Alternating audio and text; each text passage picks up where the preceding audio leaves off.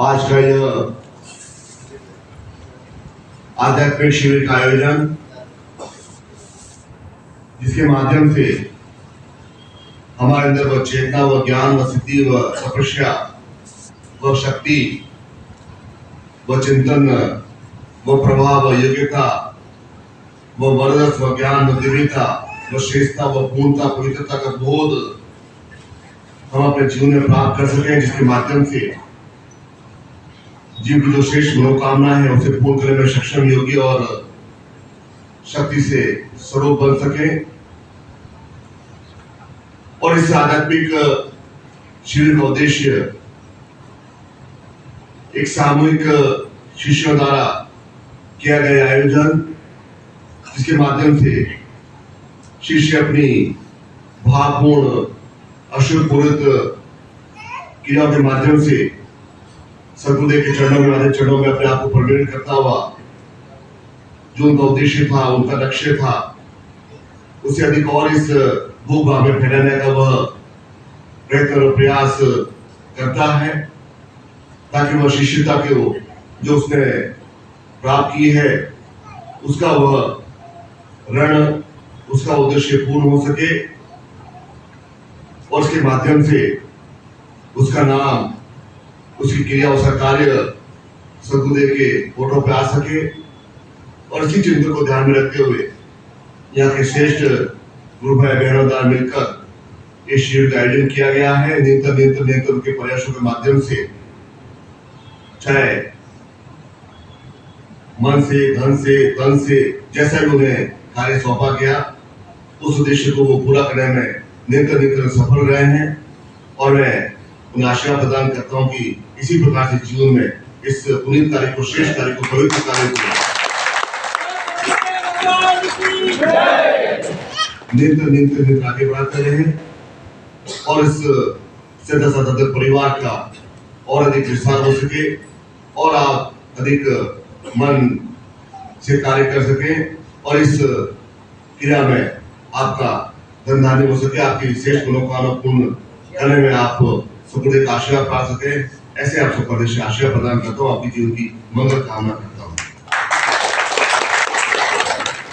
और ये छोटा सा जो जीवन है, इस जीवन में हम जो प्राप्त नहीं कर पाए हैं, जो हमारे पूर्वज, हमारे आने वाली, हमारे पूर्ण पीढ़ी जो वे प्राप्त नहीं कर पाए हैं, इस जीवन में हम सब कुछ प्राप्त कर सकते हैं। आवश्यकता होती है एक संकल्प शक्ति की, एक स्वादेश शक्ति। और मनुष्य अपने जीवन में एक मनुष्य जन्म लेकर वो अवतारी बन सकता है, वो देवताओं के गुणों को प्राप्त कर सकता है। आवश्यकता होती है उसे एक श्रेष्ठ मार्ग की, एक श्रेष्ठ सक्षम क्रियावान व्यक्तित्व की, जिसके माध्यम से वह जीवन के उद्देश्य को, जीवन के लक्ष्य को प्राप्त कर सके। इसलिए जब मनुष्य घर में रहता है, जब वह पलता है घर में, तब तक वह एक ब्रह्म का स्वरूप होता है, ब्रह्म का एक आकार होता है। और जो है उसका जन्म होता है माता पिता के प्रवेश के कारण, आसपास के प्रवेश के कारण, समाज के कारण उसके ऊपर धर्म का, संप्रदाय का, जाति का एक बोझ डाल दिया जाता है, जिसके माध्यम से वह उस क्रिया का, उस चिंतन का वह पूर्ण रूप से मनुष्यता की क्रिया तो वह कर रहा है, लेकिन वह विभक्त हो चुका है। और हम अपने जीवन में, यदि हम अपने जीवन में प्रकाश डालें, हम अपने जीवन में गौर करें, तो हम अपने जीवन में कुछ ऐसा कर भी नहीं रहे जिसके माध्यम से हम अपने जीवन में उन देवताओं के समझ बनने के लिए योग्य बन सके, उस मनुष्यता से देवता की क्रियाओं में उनके चित्रों को अपने अंदर वह उतार सके। हम ऐसा कुछ हजार लाखों लाखों करोड़ लोग एक अर्थपूर्ण प्राप्ति के लिए, छोटे मोटे शिष्य की प्राप्ति के लिए, छोटे मोटे लक्ष्य की प्राप्ति के लिए पूर्ण रूप से अपना जीवन निकाल लेते हैं, क्योंकि यह एक समाज का ढांचा ही ऐसा, उस ढांचे के अनुरूप मनुष्य एक परिवर्तित हो जाता है। शादी होती है तो तुम्हें माँ बाप कहते हैं कि मेरी गोद में एक पुत्र खिला दो, कब मैं मृत्यु को प्राप्त हो जाऊं, और वो अभ्यास करते हैं कि संतान उत्पन्न हो जाए। अर्थात एक छोटा सा उदाहरण है, संतान तो अवश्य होनी चाहिए, लेकिन एक सामाजिक ढांचे की जो क्रिया व्यवस्था है, उस ढांचे में मनुष्य नित्य एक फंसता चला जाता है। अर्थात वह जीवन की जो एक विशुद्धता है, जो शुद्धता है, जो ज्ञान है, वो चिंतन है, उसे समाज करने के लिए वह योग्य नहीं बन पाता, क्योंकि हमें केवल एक नरवत्व की क्रिया हमें प्राप्त होती है, और नर का तात्पर्य होता है कि एक और ऐसा नर पैदा करे, वह नरत्व होता है। और नरत्व की प्राप्ति के लिए मनुष्य जानता है कि कौन सी क्रिया करनी पड़ती, कौन सा कार्य करना पड़ता है। वह केवल एक समाज उद्देश्यों के लिए, थोड़ा मोटे क्रिया प्राप्ति के लिए वह उस नरवत्व क्रियाओं को पूर्ण रूप से करता है। लेकिन इस मनुष्य योनि को ही वह वरदान मिला है कि वह इस मनुष्य योनि जन्म लेकर वह अवतारी पुरुष बन सकता है। इसलिए यह नहीं है कि इस कलयुग में ऐसा संभव नहीं हो सकता है। राम के समय भी ऐसा ही, त्रेता युग में ही ऐसा ही था, जब कैकेयी ने अपने पति को वश में कर अपने ज्येष्ठ पुत्र को 14 साल के वनवास के लिए भेज दिया, ताकि उसका स्वयं का पुत्र उस राज्य में बैठ सकता था। उसमें भी वह मनुष्य था।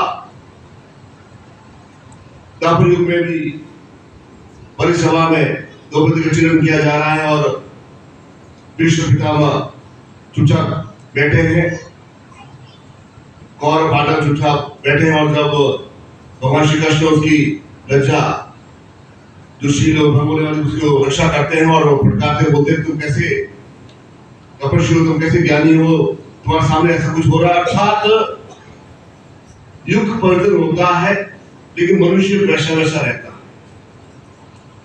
उस समय भी राम पैदा हुए, कृष्ण पैदा हुए, महावीर पैदा हुए, बुद्ध पैदा हुए, सतत पैदा हुए, सुखनाथ पैदा हुए, उसमें कौरव भी पैदा हुए,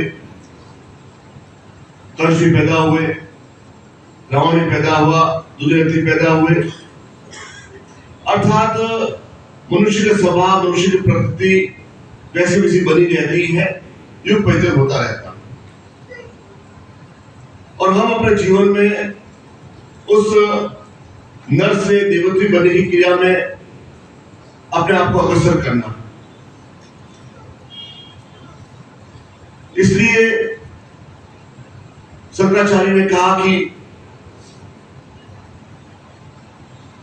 जो व्यक्ति, एक इच्छुक व्यक्ति सबसे पहले नर होता है, उससे आगे बढ़कर जो उपासक बनता है। उपासक अर्थात वह किसी को उपासना करने लगता है, किसी को वह मानने लग जाता है। उपासक के बाद वह साधक बनता है कि मैं अपने जीवन में इस साधक को, इस तपस्या को पूर्ण कर सकूं। और उसके ऊपर की स्टेज होती है, वह एक शिष्यता होती है, वह शिष्य बनता है।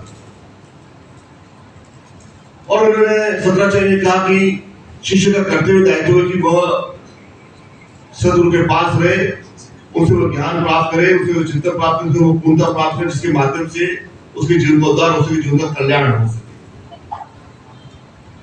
इससे भगवान श्री राम ने अपने आप को विश्वामित्र के साथ जोड़ लिया।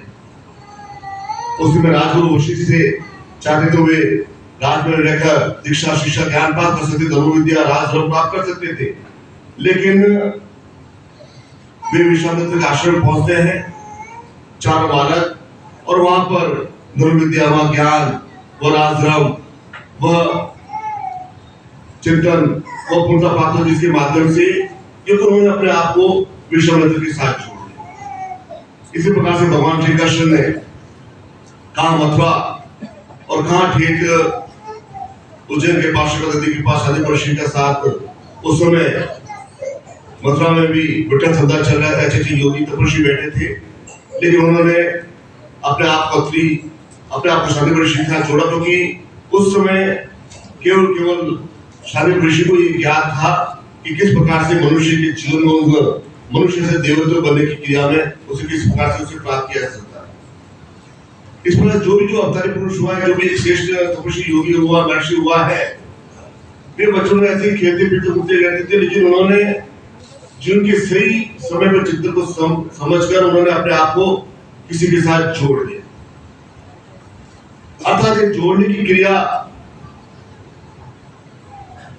कि सदगुरु जो व्यक्ति मलमूत्र पड़ा हुआ है, मलमूत्र क्रिया कर रहा है, जो नर की क्रिया कर रहा है, उसे उठाकर उस देवत्व क्रिया में, उस चेतन क्रिया में पूर्ण से उसे आगे बढ़ा सकते, क्योंकि जिनका उद्देश्य यही है, उनका लक्ष्य यही है कि वह उस शिष्य के जीवन को पालन करते हुए जीवन को एक क्रियावान व्यक्तित्व बना सके, जो एक वास्तव में एक शिष्य है। इसलिए जो फॉलोअर होता है वह शिष्य नहीं बनता। फॉलो अर्थात में फॉलो कर रहा, नीतियां कैसे क्या है, तो वह एक फॉलो कर रहा है। इसे केवल लीग पर तो हजारों व्यक्ति चलते हैं, लीग से हटकर केवल सिंह, शेर, शायर और फकीर सपूती चलते हैं, शिष्य चलते हैं जो लीग से हटकर जो अपना स्थान बनाते हैं। लीग में तो लाखों लोग जाते हैं कि यह जीवन ऐसा कार्य, ऐसा क्रिया करना, ऐसा करना है। हम अपने शरीर को देखते हैं, शरीर में ऐसा कुछ है नहीं कि इसके ऊपर गर्व किया जा सके। जो मृत्यु होती है, चाहे पति की, चाहे पति की, चाहे माता पिता की, 3-4-5 घंटे होते हैं, तुरंत कहते हैं जला दिया जाता है, क्योंकि शरीर से दुर्गंध आ रही है, इस शरीर हजारों नाड़ी माशूक रक्त है, इस मलिनता है, शुद्धता नहीं है, तुरंत जला दिया जाता है। और फिर 3-4 महीने बाद चर्ची लगा दी जाती है, उसमें फोटो लगा जाती है और साल में एक बार याद किया कि माता दादाजी ऐसे पिताजी थे, उन्होंने ऐसा कार्य किया। अर्थात जीवन वैसे ही हो जाता है जिस प्रकार से पानी का बुलबुला होता है, वह कुछ देर के लिए फड़वाता है, कुछ देर के लिए उभरता है, फिर शांत हो जाता है।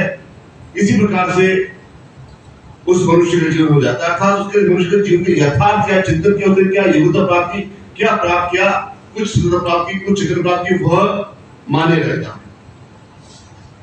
इसे जीवन का श्रेष्ठ क्रियात्मक पक्ष यह होता है कि हम अपने जीवन में उस मनुष्य से जो में जीवन प्राप्त हुआ है, चाहे कैसी भी सामाजिक स्थिति, कैसा भी क्रिया है, कैसा भी कार्य है, कैसा भी हमें जीवन मिला है, उस ज्ञान के माध्यम से, इसे कहा जाता है कि अपो दीपक भव, अर्थात ज्ञान का दीपक स्वयं अपने जलाना पड़ता है।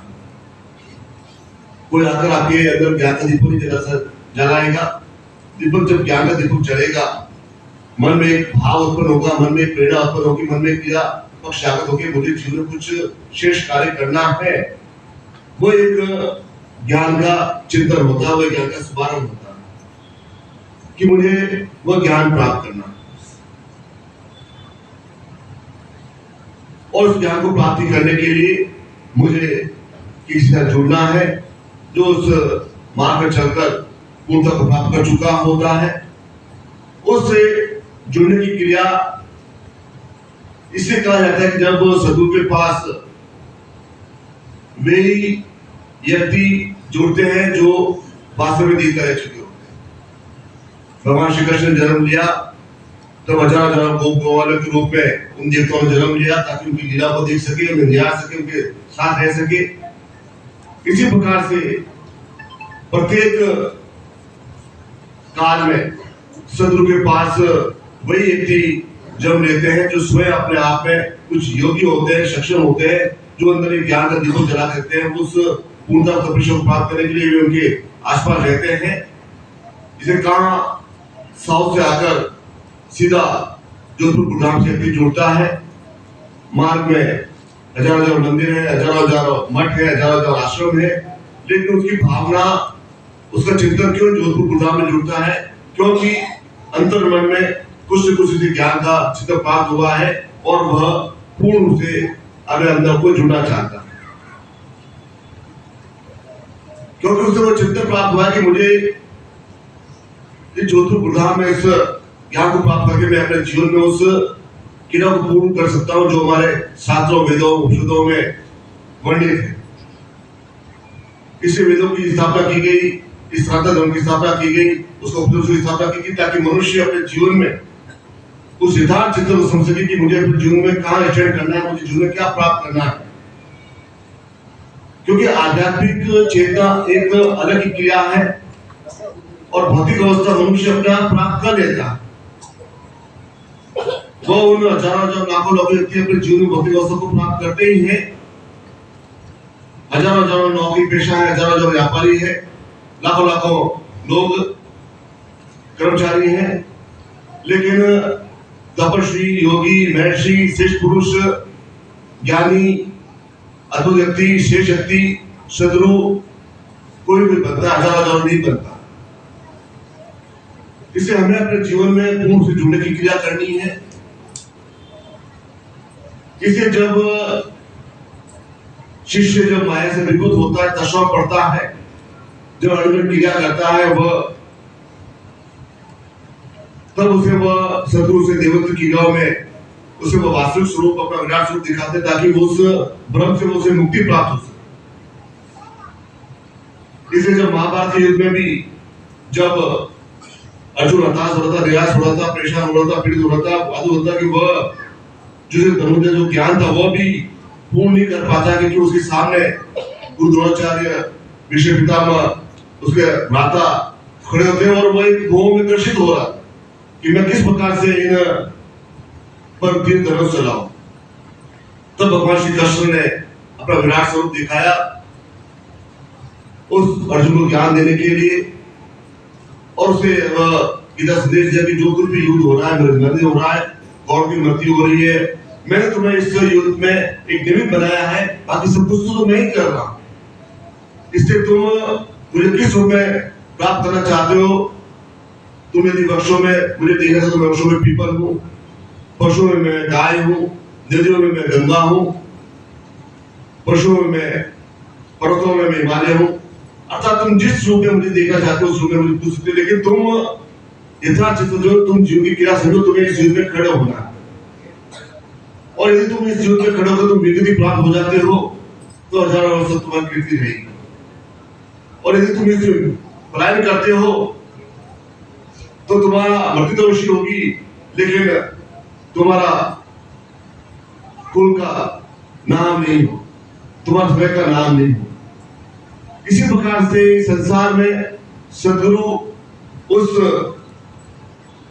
शिष्य को अपना एक विराट स्वरूप दिखाते हैं, निरंतर उस ज्ञान के माध्यम से, जो शिष्य ताकि भ्रमों में रहे, माया में रहे, निरुद्देश्य के लिए वो अपने जीव को सरसरी लगाए, निरंतर उस ज्ञान के माध्यम से, जिसके माध्यम से उसके अंदर वह, क्योंकि जो आनंद मुक्त रूप से हर जानता है कि मांस और चीज को पीने का आनंद क्या है, उसको प्रोटे का आनंद क्या है, वह क्यों कर हर चीज जान सकता है। एक बीज में तोता हुआ जो बंधा होता है वह जान नहीं सकता कि उसका आनंद क्या है। जब उसे हरी अनाज मिल जाता है, दाने मिल जाते हैं, मिर्च मिल जाती है, तो वो सोचते हैं कि यही सब कुछ, यही संसार है। जो उसे बाहर निकालते हैं वो खुद वापस बीच हो जाता है, तो उसे भय लगता है कि कहीं बिल्ली खा ले जाएगी, मुझे मेरी मृत्यु हो जाएगी, क्योंकि वो एक उसे एक भय आ गया है और वह उस पिंजरे में अपने आप को सुरक्षित समझता है। इसी प्रकार से मनुष्य का जीवन होता है कि वह उस भय को, उस अज्ञात भय को निरंतर पाता रहता है, उस भय को समाप्त कर उसे उस श्रेष्ठ क्रिया में प्रणीत करके उस शिष्य के जीवन को प्रमाणित करते हैं, ताकि वह अपने जीवन में कुछ ऐसा बने जिसके ऊपर वह सदगुरु स्वयं को गर्व हो सके कि मैंने इस संसार में ऐसे तपस्वी, ऐसे ऋषि, ऐसे महर्षि इस ज्ञान के माध्यम से जो उस संत उनको आगे बढ़ाने के लिए जो इस साधना तपस्या युक्ता को पूजा को आगे बढ़ाने के लिए तत्पर है। संकीर्त वो शिष्य अपने जीवन की यदि आध्यात्मिक चिंतन यदि मनुष्य प्राप्त हो जाता है तो वह भौतिक लक्ष्यों से सत्य प्राप्त हो जाते हैं, क्योंकि यह विदित है जब मनुष्य स्वयं अपने आप में जब देवत्व बन जाएगा, देवत्व गुणों से वह पूर्ण हो जाएगा, तब वह एक भिक्षुक याचक लाचार बनकर नहीं रहे। जब तक वो मनुष्य योनि में है तब तक वो भिक्षुक है, याचक है, वो लाचार है, वो पीड़ित है, वो बाधित है। और जो ही वह मनुष्य से देवत्व बनने की क्रिया में आगे बढ़ेगा, वो मनुष्य से मनुष्य देवत्व बनेगा, तब वह देवताओं के उसे गुणों से प्राप्त होंगे, ताकि वह यदि कोई शत्रु हो तो उसका स्वार कर सके, यदि उसके आशीर्वाद दे तो उसे पूरा उसे किरवान बना सके। और इसी देवती क्रियाओं को प्राप्त करने के लिए निरंतर सदगुरु के चरणों आया वो प्राप्त करके वो पूर्णता को प्राप्त कर वो अपने जीवन शिष्य वो अपने जीवन में स्वयं भोगों को प्राप्त करने के अधिकारी बन सके। क्योंकि जब तक मनुष्य काम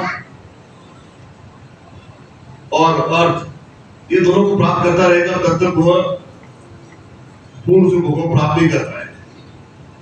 क्योंकि हमारा धर्म भी हमारा एक भोग है और मोक्ष भी हमारा भोग है। बिना धर्म के मनुष्य जीवन की स्थापना नहीं हो सकती। धर्म अर्थात धारण करने योग्य क्या कि मैं क्या धारण करूं, मैं किस को धारण करूं, किसकी चिंतनों को धारण करूं, वह एक धर्म होता है। और मोक्ष अर्थात सब इच्छाओं की पूर्ण करना। इस मनुष्य जीवन में मैं सब कुछ पूर्ण कर चुका हूं और यह मेरा लक्ष्य मुझे प्राप्त है। मैं पूर्ण रूप से सदगुरु में ज्ञान में विश्वजित होने के लिए तैयार हूं, वह हमारा मोक्ष कहलाता है। इसलिए आपको इस जीवन में उस मनुष्य से देवत्व बनने की क्रिया में आप अग्रसर हो सके, सदगुरु ज्ञान के माध्यम से आपके अंदर देवत्व गुणों को प्राप्त हो सके और जीवन में सही अर्थ में आप आध्यात्मिक और भौतिक सिद्धों प्राप्त सके। ऐसे आप सबको आशीर्वाद प्रदान करता हूँ और आपकी जीवन की मंगल कामना करता हूँ।